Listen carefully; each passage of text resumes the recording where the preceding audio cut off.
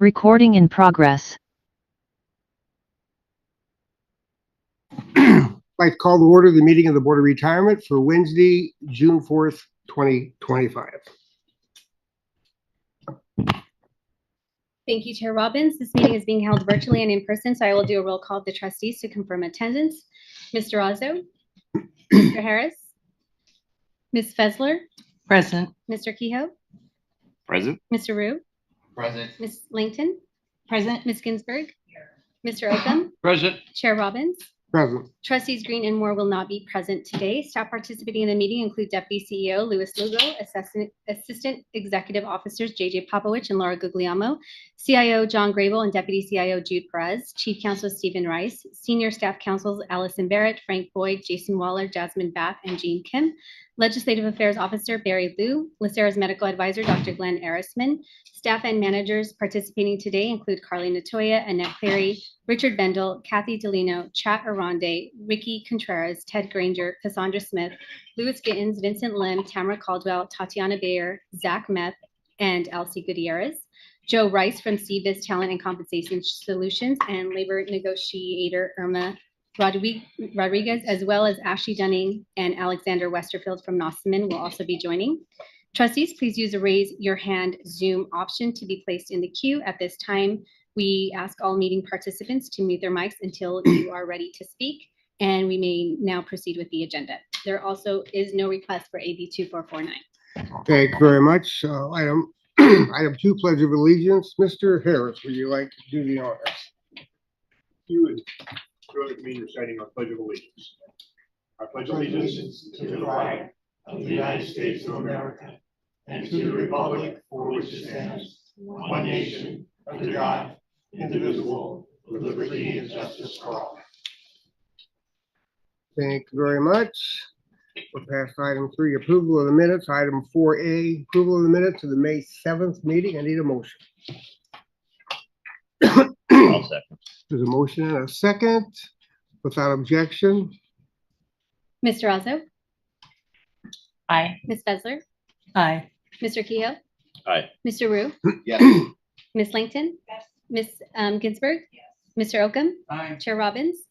Aye. The motion passes unanimously. Thank you very much. We're on item 5, public comment. We have 2 requests from the public to address the board. Yes, we received 2 requests from the public to address the board. The first request is from member Robert Renko. Mr. Renko, please approach the podium. You will have 3 minutes to address the board. My name is Robert Renko, and I proudly served with the Los Angeles County Sheriff's Department until my career was cut short due to severe injuries that led to 10 surgeries and spinal infusion. On November 28, 2016, my attorney submitted my application for service-connected disability. 11 days later, I was separated from the department for policy violations. Dr. Karazi, the department's treating physician, issued his opinion on January 13th of 2017, clearly stating that I was no longer able to perform my duties as a law enforcement officer. 10 days later, my case manager and LACERA's legal staff met with my attorney and confirmed their agreement with Dr. Karazi's assessment. But instead of resolution, my case took an unjust turn. LACERA's legal staff, without my knowledge, circulated a document that was not based on medical evidence, but on personnel records. It portrayed me as a criminal, despite no charges and being actually determined to be the victim by not only the DA's office, but Chief Joseph Gooden and the judge. Yet the narrative created by this document caused years of unwarranted harm to me and my family. As the victim of a crime, it is unacceptable that I could be so unethically mistreated. In September of 2018, then board chair, Commander Sean Kehoe, ordered LACERA's legal staff not to distribute this prejudiced file that contained 0 medical evidentiary value. Despite that directive, 1 month later, October 17th of 2018, that same year, the new doctor was distributed this personnel file, including 2 additional doctors were also distributed this file and contacted. This directly violated the instruction of the board chair and further compounded the damage to my case. Despite these injustices, I have maintained my faith in the board. I want to acknowledge Ms. Ricky Contreras, whose creation of the IAC program, the Integrity, Accountability, and Community Training, marked a turning point for LACERA. Her leadership fostered a cultural shift towards ethical responsibility and transparency. Today, many of the harmful policies that enabled this mistreatment have been revised, eliminated, or rewritten. The Ethical Oversight Committee was created because of my case and the way that I was treated. I thank you, Ms. Contreras, and you, Commander Kehoe, for allowing me to continue my efforts. After 9 years and 7 months, I appear before you today, not in anger, but in hope.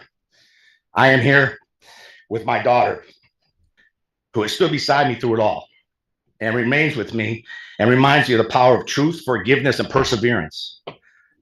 It is never too late to do the right thing, and I respectfully ask the board to uphold justice and restore what was denied to me and my family.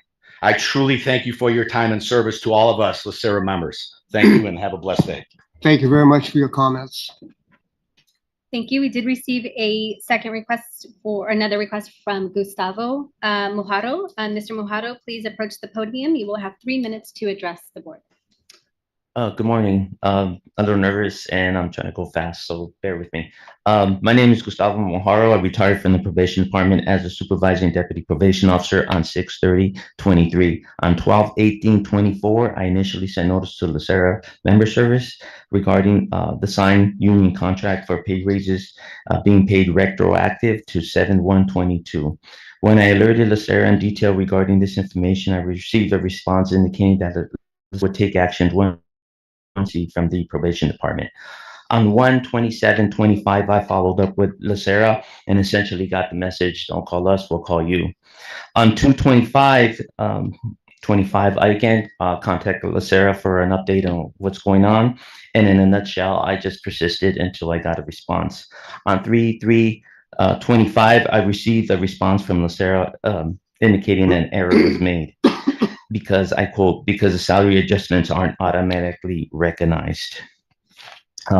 LACERA requires a procedure that notices these types of scenarios. LACERA should take action, a proactive approach in researching members who potentially qualify for benefit adjustments. LACERA should have identified a cohort of members, notified these members of potential salary adjustments, and provided a timeline as to when the assessments would be completed.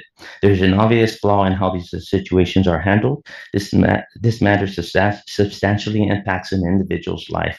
I find LACERA to have failed its members who work hard for their entitled benefits. This shouldn't be happening. It's a travesty and unacceptable. I have reached out to several supervising probation officers regarding colleagues who retired and find themselves in the same sequence of events. They have each reached out to LACERA for the individual adjustments.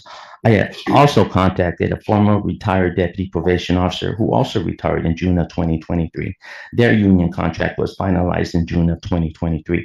The DPO was never contacted by LACERA for a benefit adjustment. It had been 3 years. At my behest, the DPO has recently contacted LACERA, and LACERA has informed the member that they will review for additional benefits.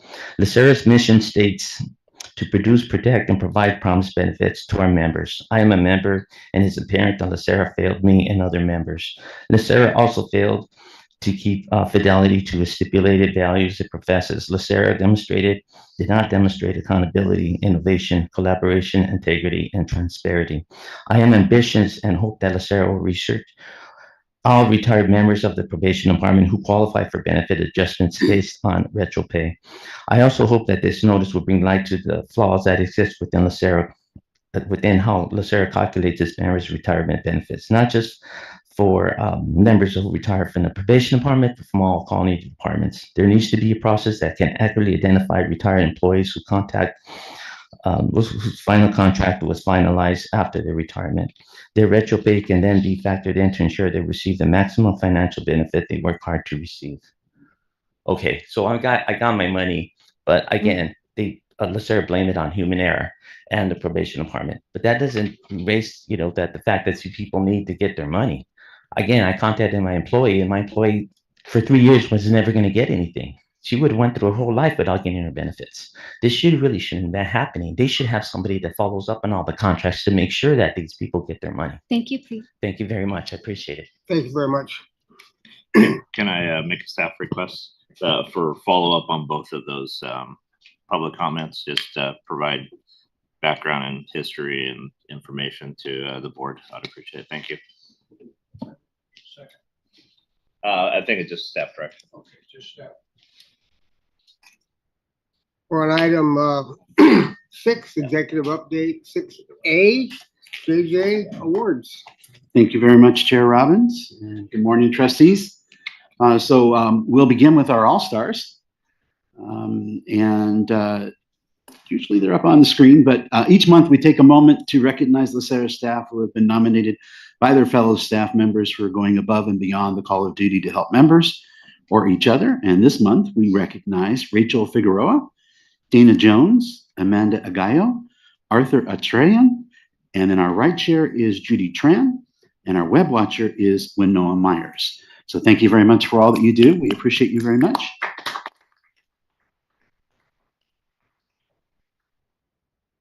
And then with your permission, we'll move on to the member spotlight. So the member spotlight is a way for LACERA to recognize the public servants that care for the constituents of Los Angeles County. It's also an opportunity for all of us to reflect on why we do what we do, to serve our members, and empower them to enjoy a healthy and secure retirement. And this month, we recognize Michael Hedgecock, who is a Manager 2 in the Crafts Department of Health Services, who will be retiring later this year after 34 years of dedicated service. He worked as a facilities director in the Olive View Medical Center in Sylmar. His proudest accomplishment is the ability to stay with the county for 34 years and grow his career. He started as a refrigeration technician in 1991, so that's quite a growth in his career, and shows his dedication and commitment to the county and its constituents. He will be spending time with his family and his 2 dogs, and then helping around with home improvement projects.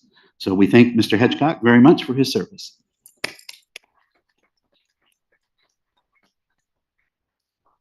And with that, Bonnie, are we going to do the awards? Yes. Okay. So Chair Robbins and trustees, if you'll permit me to take a few moments to recognize our latest graduating class for our specialist basic training program. I'm going to move over here for a moment.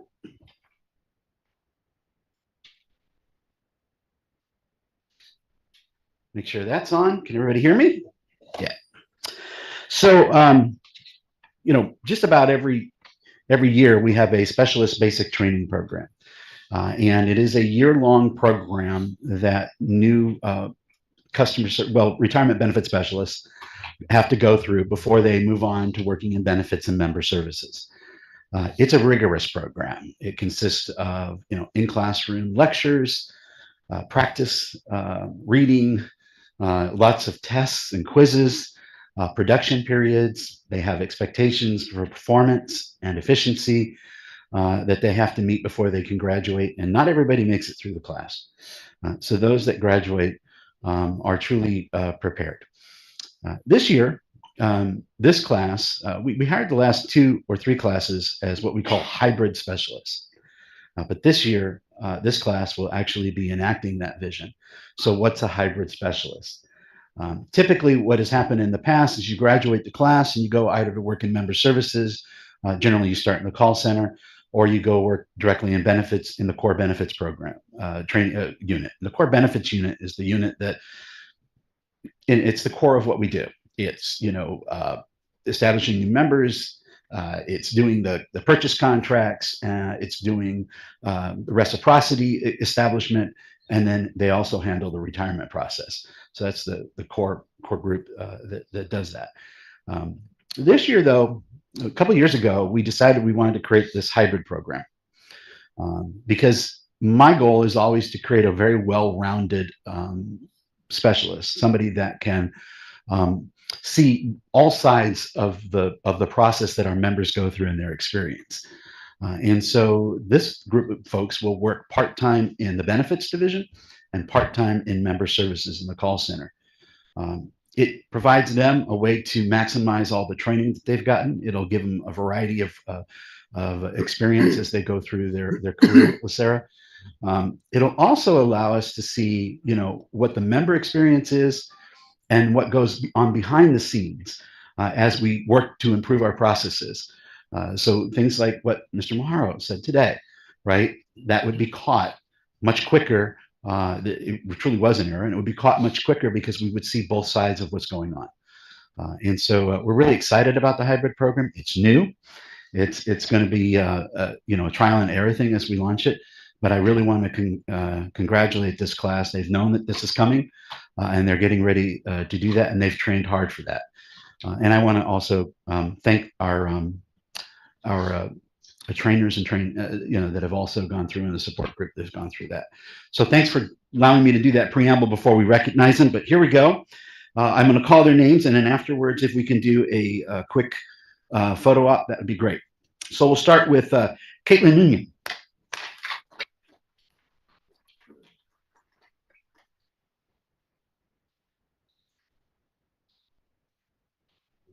You head that way, circle back around. Zante Dominguez.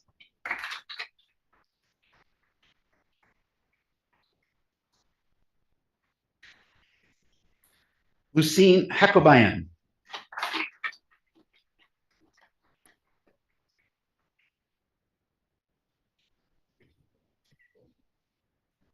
Tet Ang.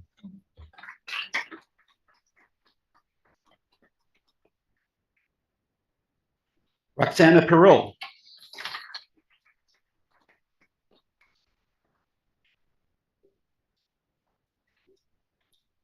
Rosa Rodelia.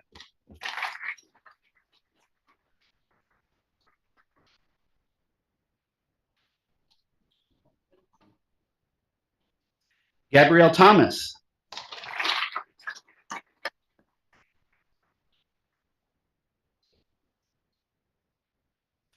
Clayton Therian.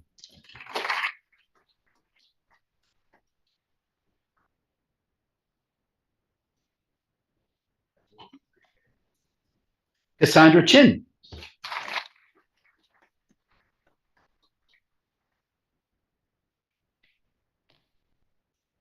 Alicia Mejia.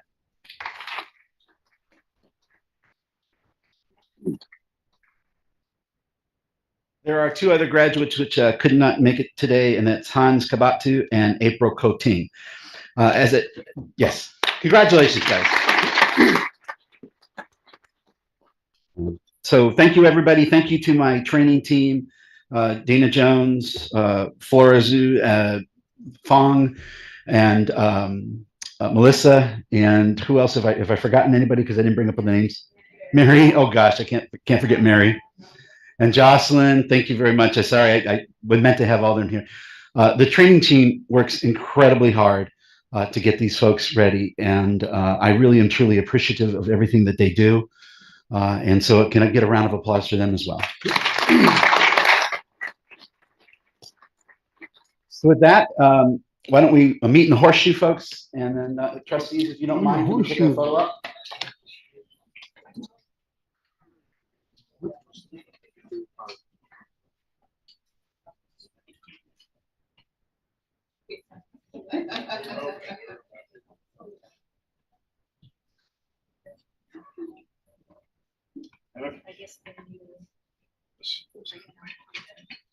Yeah.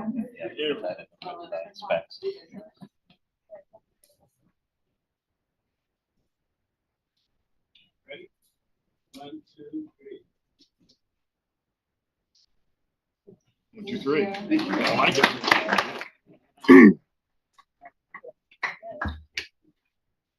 Congratulations.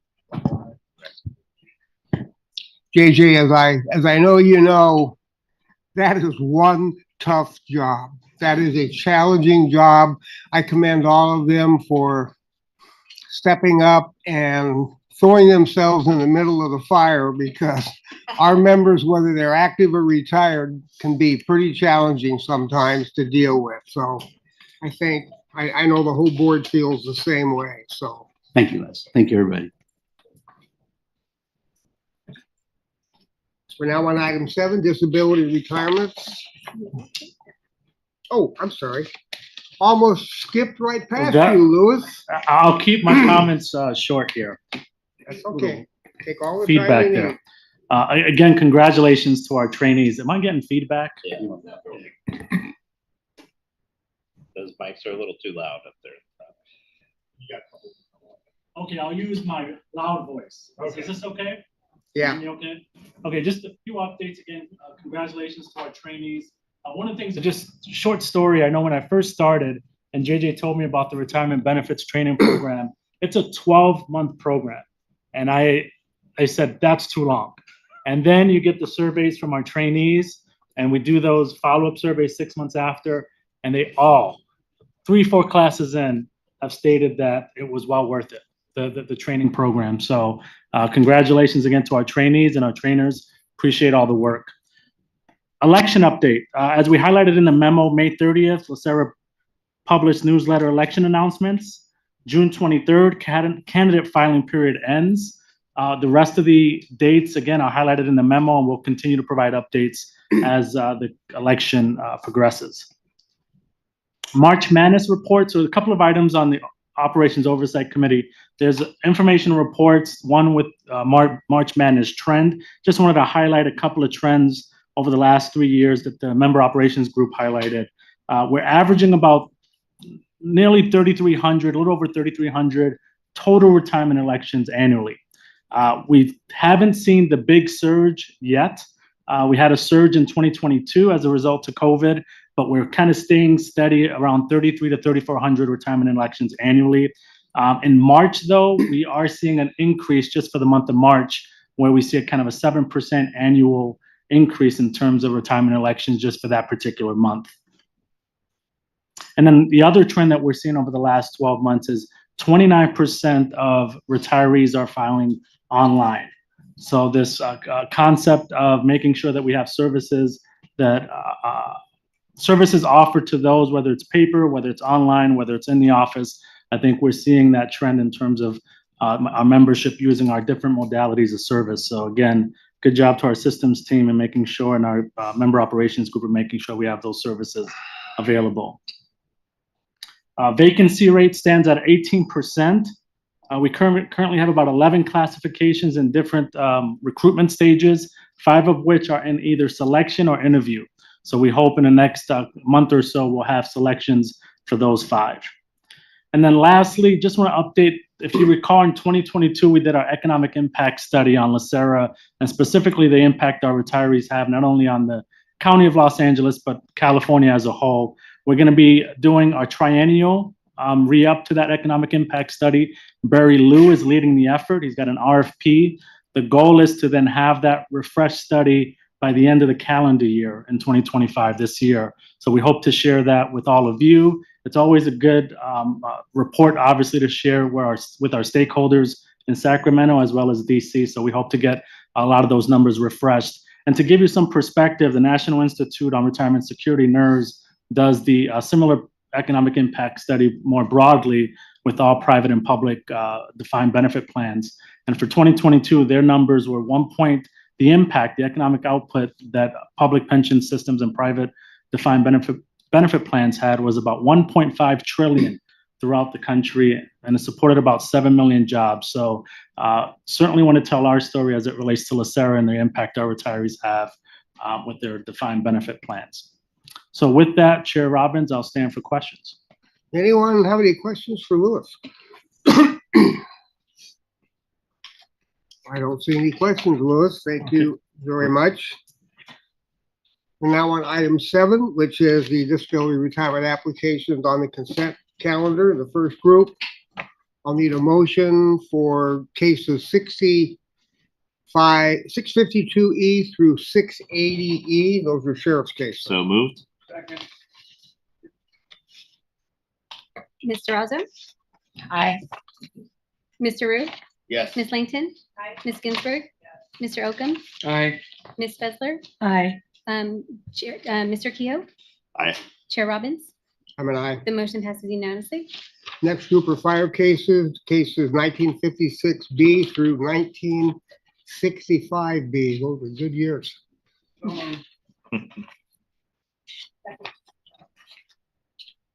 Mr. Razzo, Aye. Mr. Rue, Yes. Ms. Langton, Ms. Ginsburg, Mr. Oakham, Aye. Ms. Fessler, Aye. Mr. Kehoe, Aye. Chair Robbins. I'm an The aye. motion passes unanimously. The next group of general members, cases 2934C through 2949C. Mr. Razzo, Aye. Ms. Fessler, Aye. Mr. Rue, Yes. Ms. Langton, Ms. Ginsburg, Mr. Oakham, Aye. Chair Robbins, I'm an aye. Mr. Kehoe. Aye. The motion passes unanimously. Next two cases are NSCDs, case 4512 and 4513.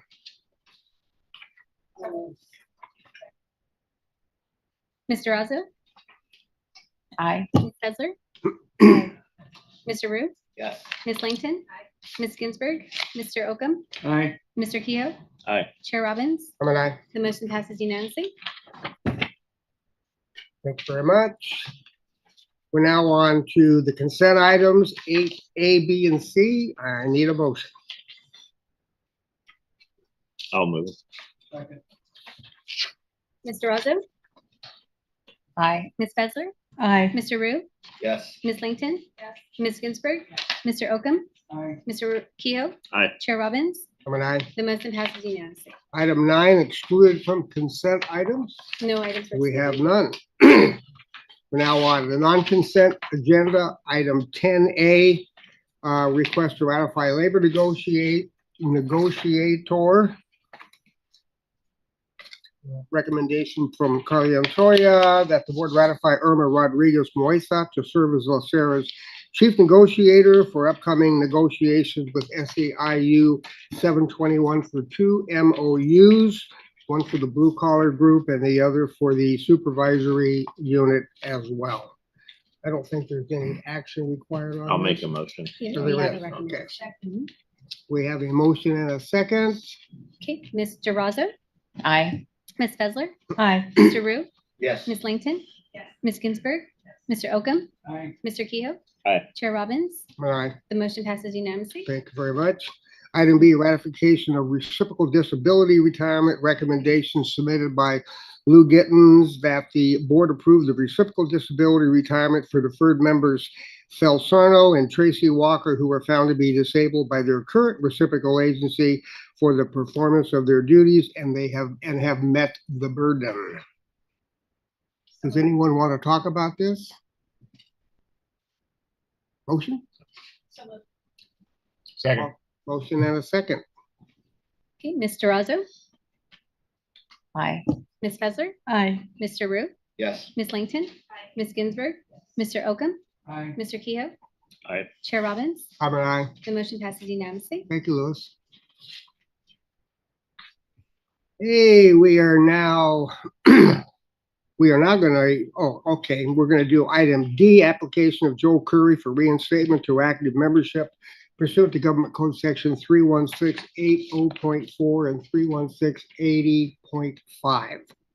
Another recommendation by Mr. Gittens to determine based upon medical evaluation conducted April 9th that Joel Curry is not incapacitated for his duties as a court commissioner and grant his application. I'll second it. Fire away. Good morning. Can you just explain how this works? Does he, I think I read that he comes in as a PEPRA member now. Exactly. So what happens to his retirement? We just stop it? Exactly. Okay. Okay, and then when he really retires? Then he retires, he receives a combined benefit. Okay, okay, thank you. Any other questions? Mr. Razzo, Aye. Ms. Fessler, Aye. Mr. Rue, Yes. Ms. Langton, Ms. Ginsburg, Mr. Oakham, Aye. Mr. Kehoe, Aye. Chair Robbins. And aye. The motion passes unanimously. Thank you very much. We are now on item 11A. salary adjustments for investment officer staff. Lewis. Yes, thank you, Chair Robbins. If the board recalls, this is a continuation from last month. We didn't have a primer with the consultant from CBIZ, Joe Rice, who should be with us now. So he's going to walk through that phase 2 that we talked about last month in terms of bonus and incentive plan and kind of the exploration. So Joe Rice will walk through some of the research that his firm has conducted. A little bit of context from last month. I know I stated that this process has been in the works for 3 years. I want to be very clear. The Board of Investment has been engaged with this at the same time the Board of Retirement was when we presented the item. So I want to make sure that, you know, the trustees know that this engagement has been, in terms of communicating to the boards, have been pretty short turnaround. There wasn't that length of time. And then the other item is there's going to be a joint meeting after this to further discuss recommendation and options. So those details will be further explored at a later meeting. But Joe Rice with CBIZ will again provide a primer for this governing body. And with that, if there isn't any questions, Chair Robbins, I'll pass it to Mr. Rice to walk through his presentation. Anyone have any questions before the presentation? Seeing none. All right. Hi, good afternoon, everyone. Good to be with you to give you an update here. Whoever's controlling the slides, you can go ahead and advance. So you can go ahead and go to the next slide too. So phase 2, just to set this up a little bit, we initially reviewed the recommendations detailing our approach to the compensation benchmarking process. So we evaluated based on a peer group to assess market competitive compensation, and then came with some initial recommendations. Phase 1 was really trying to work within the existing framework to do what was allowable within that classification system. And then phase 2 is really picking up the bonus conversation to understand, would it be appropriate? Would it not be appropriate? What would a design look like? So we'll still have recommendations around that. And so as the slides that we're going to look at here really just give some background into the type of things that will be discussed and evaluated and some of the considerations as we think through that, just to give some initial priming of what's to come. To start with, just want to highlight some of the pros and cons if you were to adopt an investment compensation program. So there's a few different approaches that you can take. One of them is that first category of building a base pay plan and around that structuring of the bonus. That is something that from a pro standpoint can be motivating and help drive performance for certain employees. It creates that alignment with the goals. As you have those compensation plans, that's going to help attract high level caliber talent. And then you will see that employee pay is going to vary based on the performance of the investment return. So you're going to get that alignment. It's not always going to result in sort of high compensation, only when you have the investment returns to support that. Some of the cons, though, you can get negative member or media attention through those plans. It's something that will frequently show up where there might be millions of dollars paid in bonuses to these government employees, and that might make members upset. Depending on how things are constructed, it could create the potential for risk-taking or short-term behavior. In cases, it can be complex to administer an incentive plan to track who's eligible, what their goals are aligned to, and how you measure that, and if they change jobs. So there can be a lot to manage there. And it can create the potential for an entitlement mindset that if you have a history of paying out, employees are going to see that as an expectation and might be upset in years where that does not happen. As an alternative approach, you could create a pay plan that just offers higher pay for base pay that's set to target in that base and bonus range, right? So you're really building in that fixed compensation without that performance variability. That can have some pros that it can attract. It's going to provide predictable compensation. And so that's going to have higher, more attractive base salaries that can be easier to administer because you're not tracking all of that incentive data. And it can help create that long-term focus to say, hey, we want to pay well for the jobs we have. We trust you to do your job. If you don't have the performance, you'll have to deal with that. But it can help just create that framework or mindset to focus on the long term and not think about the short-term implications of the bonus plan. Some of the cons, though, are that's going to guarantee higher pay levels, even in years where you might have poor investment returns. Okay. So I want to set up that pro and con. If you can go to the next slide, just set up those pros and cons just to set the stage. So revisiting the comp study a little bit, what we were able to do as part of that compensation evaluation was identify within our salary survey data. So we go out proactively once a year and work with pension funds across the country to collect compensation information. So we identified a peer group of the 13 funds that you see listed here. And then just to give you a sense of their size, we listed the assets under management. And if you see that asterisk there, those are plans that do have an incentive plan in place currently. So you'll see most of them do, and we have a little bit more detail on that, I think, in the coming slide too. Next slide, please. So this slide revisits the approach and the broader compensation discussion. So when I mentioned earlier those pros and cons, you could have base and bonus, or you can set your pay more competitive in that market range. And so this provides an illustration of what that looks like. On the left, we're showing a hypothetical distribution of pay for any job. And so in that green standard bell curve, that would represent the base pay distribution from high to low. As we look at total cash compensation, or TCC, that's going to include any variable pay that we see within the market data. And so that's going to be skewed a little bit more to the right. And so as you think about how you want to anchor your compensation philosophy, we looked at 3 different scenarios. So the first is you can position your base pay higher in that base pay range to strengthen comp. That can help you be more competitive, but it does mean that you can be strained in matching market expectations for base and bonus. So a further evolution of that would be to position base pay to match the base and bonus expectations. That is not going to include any variable pay. It's just that fixed base pay is going to be set with that data in mind. And so it's going to provide more upside, higher base pay, but again, it's going to be fixed even when you don't have the good returns.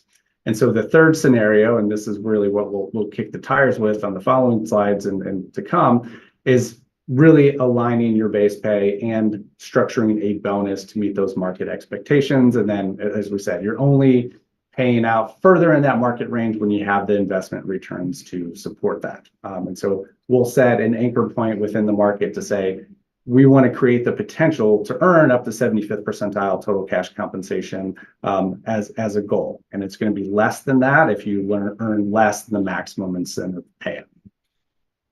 Okay, next slide. Quick note here on incentive eligibility. We have data from about 160 pension funds overall. And so as we look at the chief investment officer, just want to give you a sense of how size correlates with bonus opportunities. So in the full data set, we see it's only about 1/3 of the pension funds, nationally of all sizes would provide an incentive plan for the chief investment officer. But as you grow in size and complexity, we see that, flip where 76% of the funds kind of in your size category and complexity category are going to provide an incentive plan for the CIO. So it is much more common. It's really an expectation. Okay. Next slide. So as we think about what an incentive plan can look like, one of the considerations is what are the metrics going to be to measure the plan? And so overall, this needs to be aligned with, your goals, your investment philosophy, how to measure that. And as you kind of see this list here, some of the challenges are going to be what is actually measurable in a good apples to apples comparison type way. So some of the common metrics we're going to see are total return comparison to benchmarks. We might see an actuarial metric mixed in there as well. But then as you go down to, standard deviation, R-squared Sharpe ratio, I think those are really ideal metrics in some cases, but it can be difficult to measure. Peer comparisons can also be difficult to measure if you just want to compare to other pension funds. And then individual performance is sometimes measured as well. That's a more subjective approach that can have its place, but generally because of that objectivity is usually not included. And so we will think through these and some other metrics through discussions to identify what would be the appropriate metrics for measurement. And it could look differently depending on the role too. So you might see that waterfall approach where for the higher, more senior positions, you might focus on the total fund performance, but then certainly as you get into the different asset classes, we might want to bring in specific measurements for those. Next slide.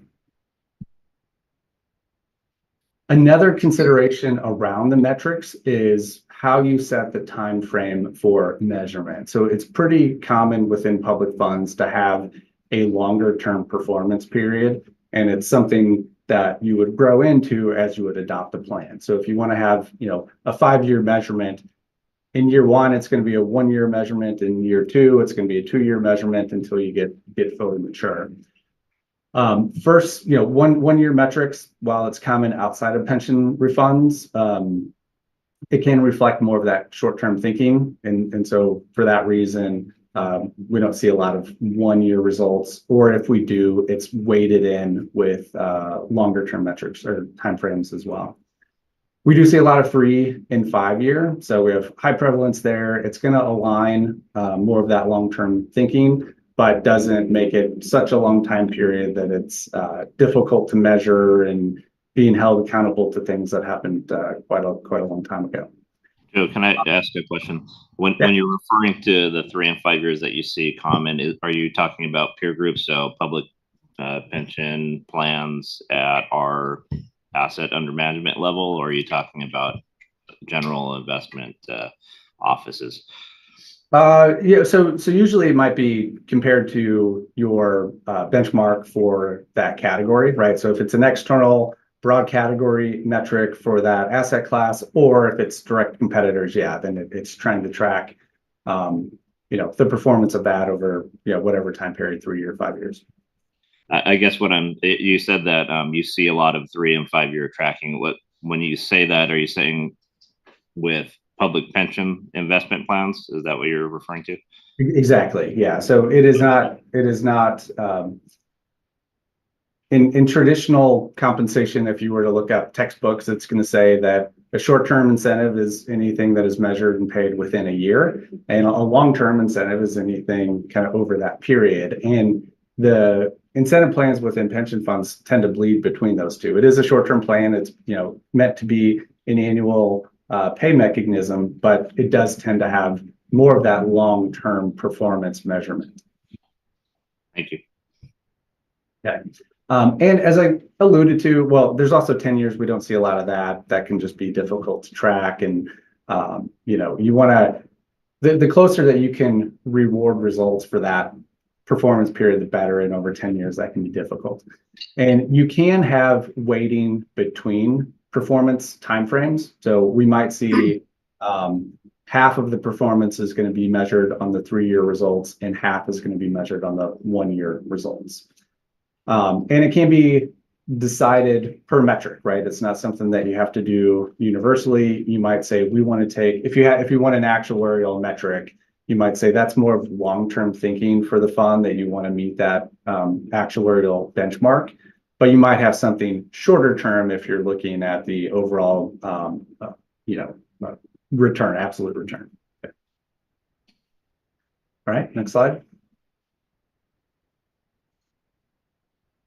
As we look through, the plans that, when we work with a pension fund, or we know that there's a fund that has an incentive plan, we ask if they can share a copy of that document so we can look through that to try to identify what are some of the commonalities that we see across those. So we have plans for 20 bonus paying funds that we've been able to evaluate. So some of the common things that you're going to see listed there is comparing to that external benchmark, measuring the total return of the fund. Then you start to bring in some of the asset class weightings. Others are some of the things that you might have seen on the previous slide where we listed the metrics. It could be operational effectiveness, some discretionary measures, stakeholder engagement, Sharpe ratio, different things like that. Less so on the individual performance and the actuarial, but we do see some of that. And then where those metrics come in, we just show how much is that typically weighted in the overall plan for the chief investment officer, right? So you can see that total return might be 60% as a typical weighting. Next slide. Also, just real quickly on the number of incentive metrics. So there's really a sweet spot, probably at 2 to 3. That's going to be most common. Generally, you're going to want to balance it out more than just one fund. And then as you start to bring in 4 or more, you can get the dilution effect where as you think about the incentive opportunity and splitting that between different metrics, you start to lose the value and focus behind each of them as you start to bring in too many. So we typically expect to see 2 or 3 metrics listed within a plan. Next slide. So those are some of the things that the team is going to think through as we start to flesh out what a plan could look like. And then just to tie some of that together, I want to show what a sample incentive design could look like, just kind of middle of the road type approach. So here we've said there could be 3 metrics. So the total fund benchmark, that's going to be measuring total fund performance to that benchmark. From a goal setting standpoint, you might want pretty significant differentiation, based on the reasonability to significantly beat the benchmark. So what that goal setting is trying to say is really what is the variability in that, like how likely are you to significantly beat results? Whereas if it was a, fixed income asset class, it's going to be hard to beat that by a large margin, right? And so here we would say total fund benchmark, you would measure that on a 3-year time frame to get that somewhat longer term thinking built in. Maybe you do want an actuarial measure to track how you should be performing over the long term. And so that's measuring absolute performance to that actuarial rate of return. You might want more modest differentiation there, something like that actuarial metric. That's a fixed number. You might have strong market periods or weak market periods where, you can either blow that out of the water or it's going to be difficult to hit it. And so it's really just there. If you can hit that, great. That's what you want to do. It's more of a long-term goal. So you might want a 5-year time frame on that. And then getting into the asset classes, we're going to break that down to look at growth, credit, real assets, risk, bring in some specific metrics for the teams and employees that are focused in those groups so that they have the incentive and can be recognized for the performance that they help contribute.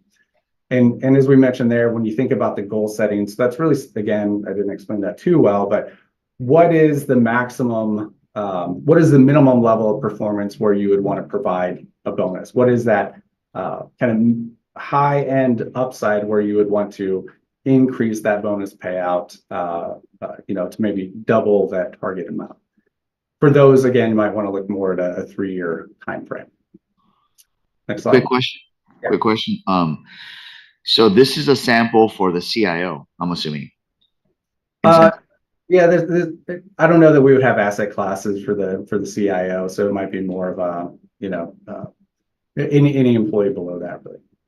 Right. So for the CIO, it would probably be the total fund benchmark, but then for like a division head for like the real estate would be the asset class, because obviously the whole fund wouldn't matter, right? That'd be correct. And then one other thing here too is we might have that on the next slide. I think we would show some of the. Can you go ahead and advance to the next slide? So I'll tie that together with this slide here. So as a sample incentive framework, if we take the FA3, we have the annual salary and that incentive target at 25%, right? That would say, what does a good year look like? If there's a good year, you want to pay out at that level. You can have, if you're able to beat the measure by some margin, you can still have a certain level of payout that would kick in, and you would say, for, 1 basis point of return, it's going to pay out at 13% bonus or something like that.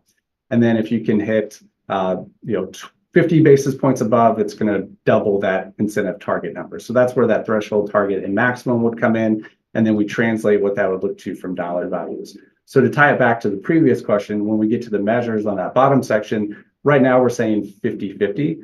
And so we could see that weighting vary, that as you get to the head of that asset class, maybe that is 20% for the total fund and 80% for their asset class, because they have more of an impact in the performance of that. But as you get to an FA 1 or 2, maybe it's 50-50 to balance out, to say, let's share in the overall returns of the fund.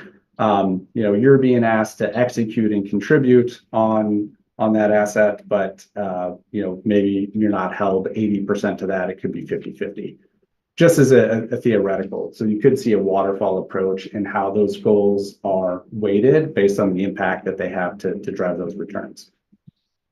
And then here as well, you see the threshold, target, and maximum. So that's trying to say, based on the comparison, what is the basis point level of outperformance that would trigger a bonus?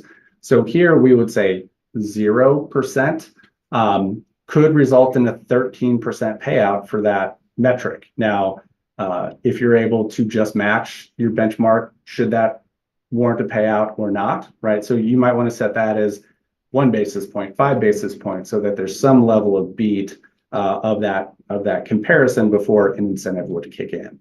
And then on the high end, you can see we're differentiating between the 3-year total fund and the real assets, that if you can beat your benchmark by 40 basis points, that's going to result in that doubling of the incentive payout for real assets. But on the 3-year total return, you're going to have to beat by 50 basis points. And then as we score the actual, that's going to then translate to the level achieved of target to come up with that metric payout. So here between those two metrics, did pretty well on the 3-year total fund, somewhere between target and maximum, lesser performance on the real assets. So it paid out somewhere between threshold and target. That all in, it's going to result, in 111% of target, or 56% payout as a percentage of the maximum bonus. That's another quick question, Chair. Sure. So I know this is just an example, but for this person, maximum payout will be annual salary plus the maximum payout, incentive payout maximum. So that total would roughly translate to 75% of all our peers, what they're paying. I mean, on your previous chart. So if it was the salary times the maximum incentive, yeah, that would approximate, yes, like the pay level where 75% of the funds pay at or below that value, and 25% still pay above. So we're trying to design the incentive along those lines, that salary plus maximum incentive equals market 75th percentile pay. That's correct. Great. And then of course the implication is, if there's any payout below that, you're going to be coming in less than that, somewhere close to median pay or below. Nancy? Maybe I missed it, but how many positions actually require this type of framework? Is it only the investment officer, or how many is there? There could be some discussion around that too, but generally, if it is an investment professional that is, helping with analysis, due diligence, recommendation, all the way up to setting that strategic approach, that if they are an investment professional, we should consider them for participation in the plan, in line with the incentive practices that we see for the peer group. And to further expand on that, some of the peers that Mr. Rice highlighted, if there's an incentive plan, it's an incentive plan for the entire investment division. So they don't parse out like a CIO or senior leadership. And in our case, I think we're hovering around 34 to 38 team members. John can probably clarify, but gives you a perspective there.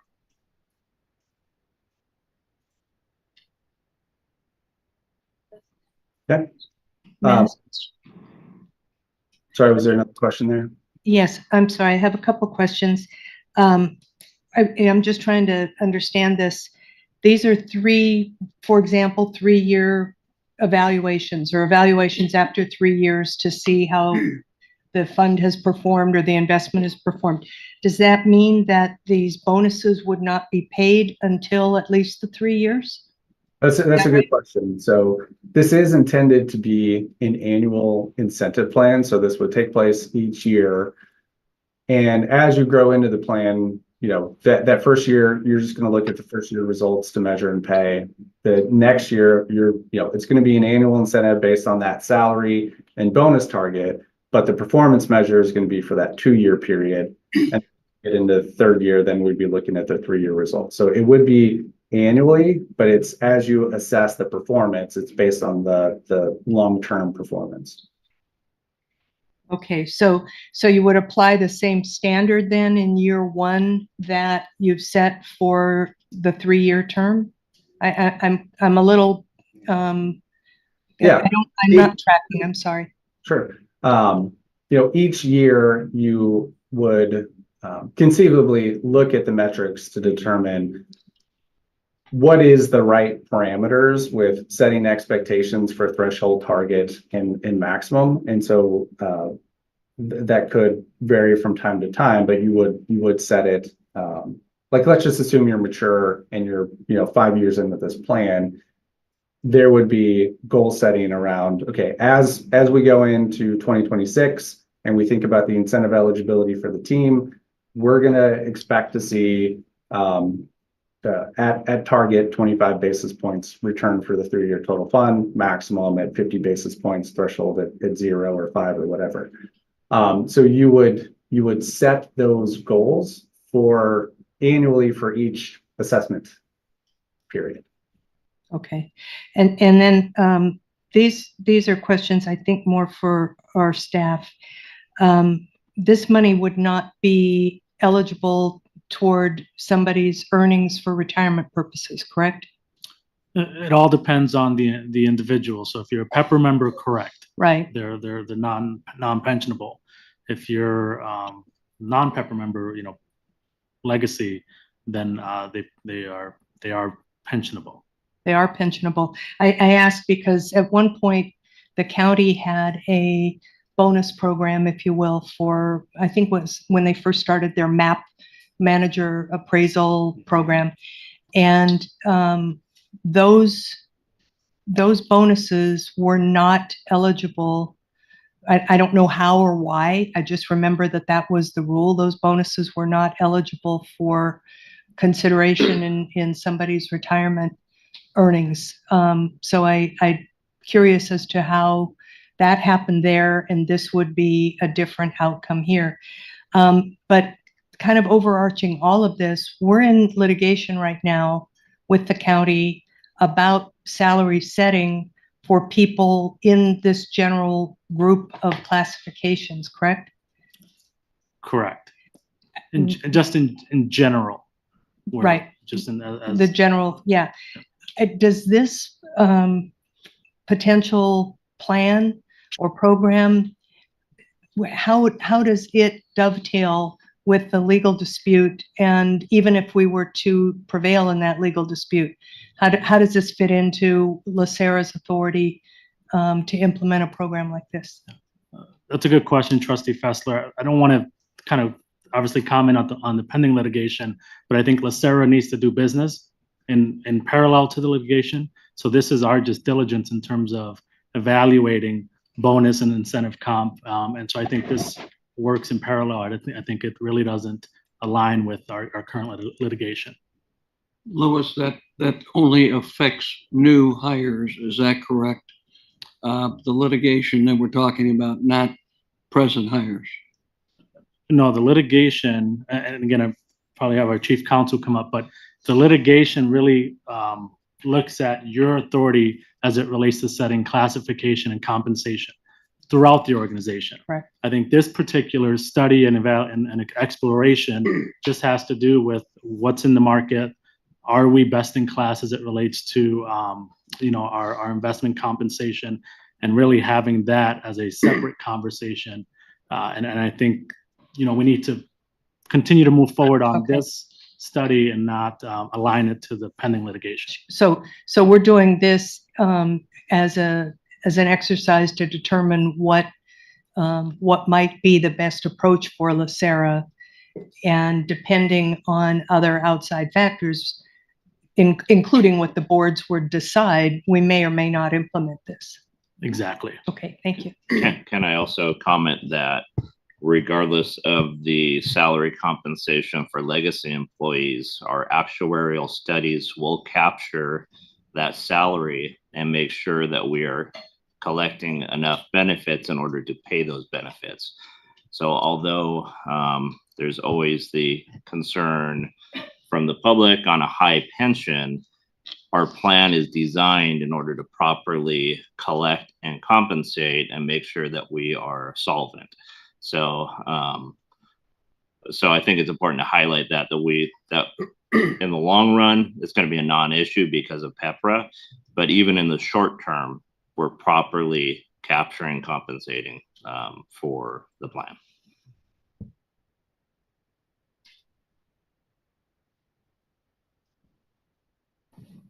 Ms. Fessler, Trustee Fessler, any questions along, since I have Chief Counsel next to me? So. No, the questions I had were the ones that I posed already, and unless he has anything to add to what you said, I'm fine. Thank you. Yeah, I think I would just clarify, Trustee Fessler and Chair Robbins and trustees, that the lawsuit relates to the general principle of as to the authority of the LACERA boards and the Board of Supervisors in finally approving compensation and classifications for LACERA employees. A proposal like this would need to go through the Board of Supervisors, so the outcome of litigation will be relevant.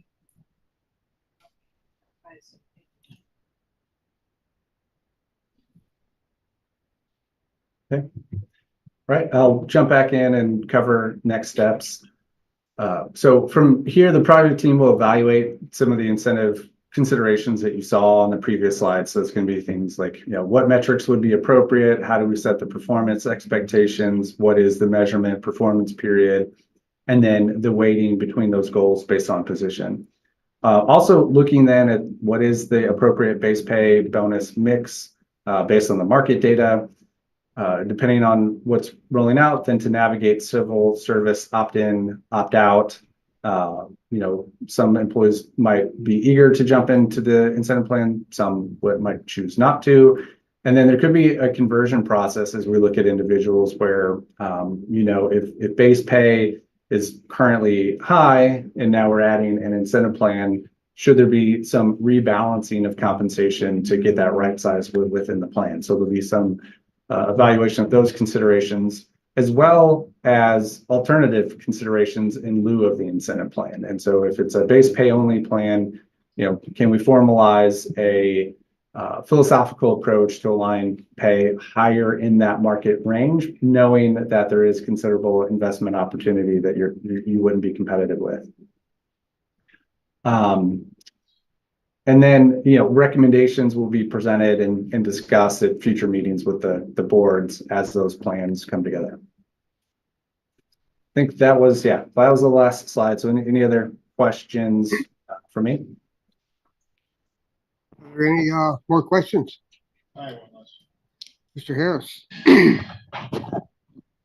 How resistant is this plan to manipulation? Is it possible that people could make plays in certain areas that make it appear as if they're making higher returns than in fact a reality to bump up their pay? Sure. I mean, those will, without having that design construct, we can only answer theoretically. Like, those are things that we are concerned with, and I think that's where some of that, looking beyond the 1 year performance is going to help mitigate that.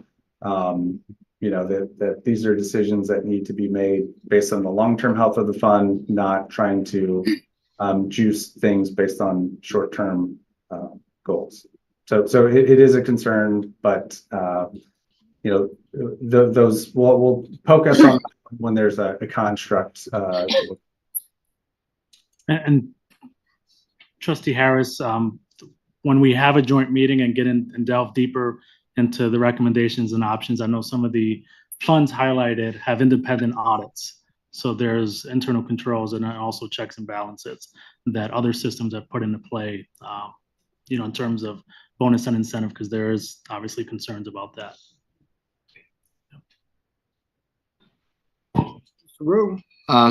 Going back to slide 9, the one with the little bumps. It might be a different number on your slides. No, the one with the scenario 1, 2, and 3, setting the market comparison point, structure anchors. Keep going. Just want to make sure I understand this. So it back up. It should be, I don't know, like the 4th or 5th one. Yeah, I think what we have in our agenda, and there we go. Yeah, there you go. That one. That one, yes.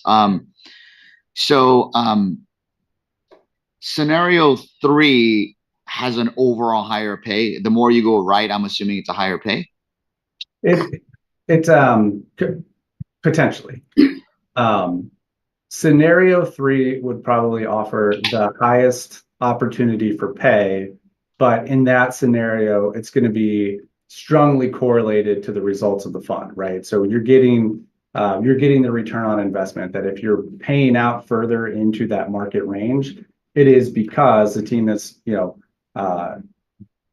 exceeded the targets for each of those metrics. And so the bonus could be 0, in which case you can see, there's like that shaded range of payout. And so this is pretty simplistic for illustrations, but you're going to see that could push pay kind of lower, more into that base range dynamic, because the incentive is going to pay out at 0. So you're going to see more variability in the 3rd scenario, but it would provide the highest opportunity for pay. So if we went with scenario 1, okay, I guess the chart is confusing because scenario 1, the first green bump, it says percentage 75 percentile is basically a 30 percentile for scenario 2. Am I reading that correctly? Yeah. And so this is built for illustrations, but you could expect a rough correlation around that. Sure. So basically, if we go with scenario 1, it's very hard to get to the 75 percentile of Exactly. all of our figures. Yeah. I mean, it would be impossible. Yeah. Okay. All right. It's good to know. I don't want to get ahead of ourselves, but I mean, ahead of what you guys are doing, because obviously this is the beginning of all these exercises. But Louis, this is clearly, we could do this for our finance staff, our investment staff, because there's an actual measure, especially if we do the incentive pay, there's a measurable. But what happens with the non-investment staff? How would we, because we can't pay one half of our team, this way, and the other half, what I'm trying to say, right? How would you? Obviously, this is phase 1, and we're going to get to the whole LACERA staff. But any thoughts on that? No, I appreciate the question, Trustee Rue. So this kind of boils down to compensation philosophy. So one of the things we talked about last month is making sure that we're paying fair market rate for all of our positions, not only investments, but really throughout the organization.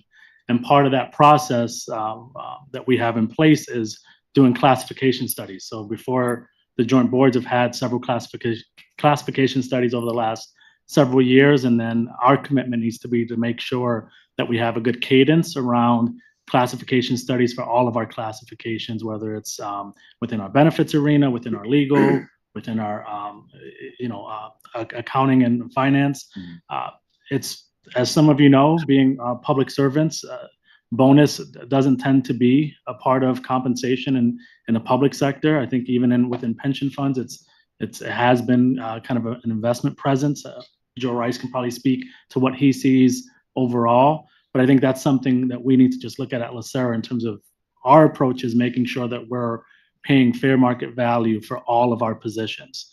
And, and that's kind of the compensation philosophy that we're looking at. And if, there's an opportunity there, then we'll definitely explore that. Right. And no pressure to Steve Rice, but then we got to win that case too, right? That legal case. Yes. And thank you for that clarification, Mr. Rice and Trustee Fessler. Yes, the decision on our litigation is going to hinder. I guess our approach is we don't want to kind of sit and wait. We still want to pursue, and then hopefully we prevail. Yeah. Trustee Kehoe and then Trustee Fessler. Thank you. This presentation is very helpful, and it's a good baseline for us to understand when we're looking at this bonus compensation study. The details on this is going to be critical. So, as we look, especially at this chart here, how we define it, how we put together, how we put protections in place to make sure that it's not abused. Those are going to be all the details that we're going to have to make sure that we focus on. And then we identify what the board or the board's going to make determinations on setting those, right?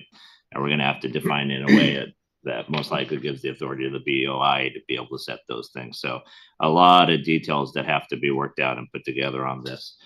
So that's my question is what our next steps are, what kind of timeline do we see?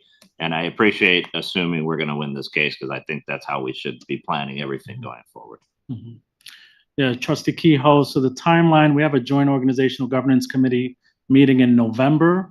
Right now we're working the executive office in collaboration with CBIZ and our HR department working also in consultation with our investment office to start putting kind of the plan and the structure together. So we hope to have recommendation and options in that November meeting as kind of an initial draft. And then from there, we'll get direction and kind of move forward in terms of next steps. So right now is building all of the different details that Joe Rice went over. Got it. So November will be identifying all the steps and things that need to take place with a timeline on getting all that done. We hope actually by November we present some options. So some actual, and for both the joint boards to react and respond to. Got it. So we hope by then we actually have something to bring to both boards. Okay, perfect. So you're just running forward with it. Yep. Okay, perfect. Thank you. Trustee Fessler. Yes, this question's for Mr. Rice. The peer, you had a list there of several peer groups. Roughly how long on average have those organizations been running this type of a program? So looking at the list, some of them I am more familiar with, some of them less familiar. One of the more recent ones would be Maryland State Retirement and Pension System. They went through a legislative process with the state to move the discretion from the state to the fund and then designed an incentive plan. But that's been in place for probably 6 years now. I think that would be the most recent. So I think a lot of the other ones have pretty established incentive plans.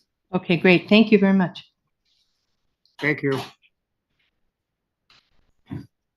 Okay, great. Well, thank you so much. Thank you, Joe Rice. And again, thank you, Chair Robbins. Perfect, Mr. Rice. Good job. Okay. Interesting questions, but predictable. We're now on items B through H are all reports. There's no reason to do anything more from them. Now on item 12, staff review. Yes, we received one request from Trustee Kehoe, who requested that staff follow up and provide a background for the two members, Robert Renko and Gustavo Mojado, who addressed the board during public comment today. Items for future agendas. We're now good of the order. I'm going to start with you, Louis. Yes, thank you, Chair Robbins. A couple of personnel updates for the board. First, I want to pass it to Steve Rice to introduce our legal interns. So, Steve. We'll take a break next after we finish. Yeah. Perfect.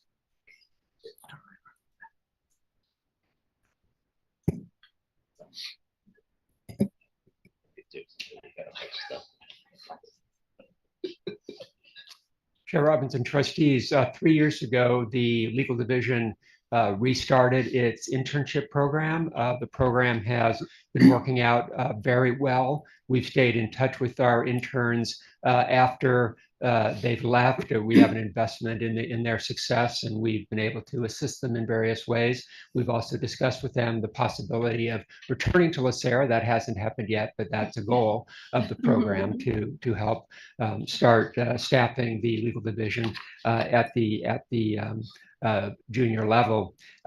We give our interns real work assignments, and they are visible before the board several times during the course of each summer, and this will be the case this year as well. We have 2 interns this year. Jasmine Feng from USC and Aparajita Patak from University of San Diego Law School, and I'd like to give each of them an opportunity to introduce themselves and say a few things about their background and interests. Hi, my name is Jasmine Feng. So I'm really happy and honored to have been selected as a legal intern at LACERA for this summer. So I really think working at LACERA will be a really valuable learning opportunity for me, as I will be able to handle a diverse array of legal tasks, such as benefits, disability, litigation, and investment transaction. So, and also I will be able to gain substantive legal training and hands-on experience. And I also really, I'm also really interested in working at LACERA because it's a government entity with its mission for the public service.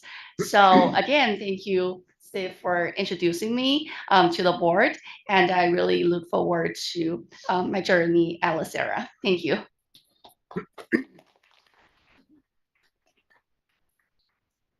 Hello, my name is Aprajita, and thank you, Mr. Rice, and thank you, Jasmine. I'm really honored to be here as well, and I'm really excited to see the work that LACERA does, and I really honor and respect the public service that you all do, and I'm excited for this summer. Thank you.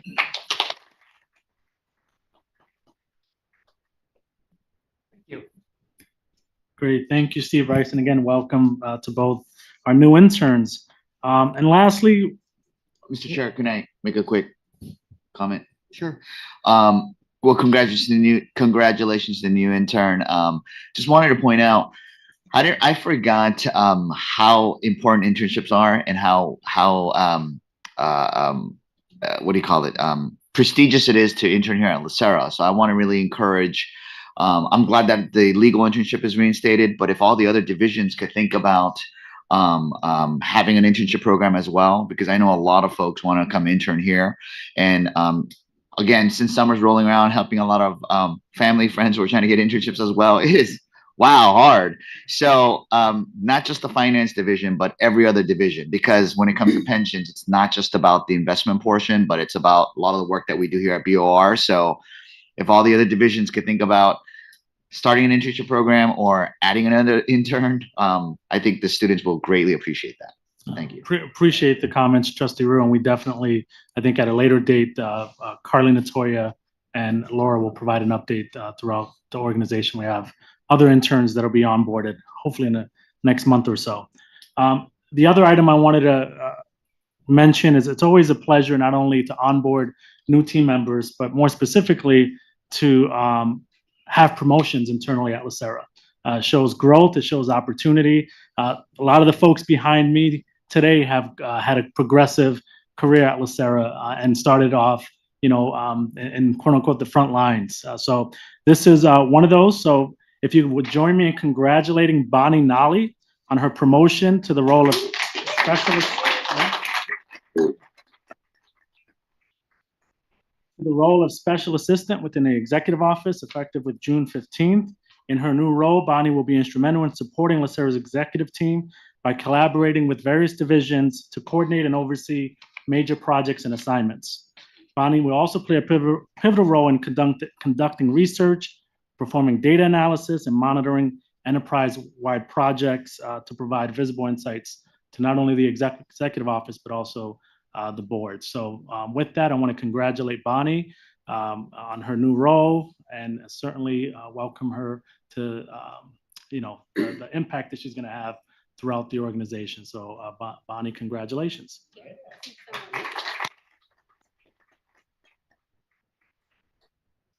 And I'll pass it to you, Chair Robbins. Good of the order. Great. Mr. Razzo?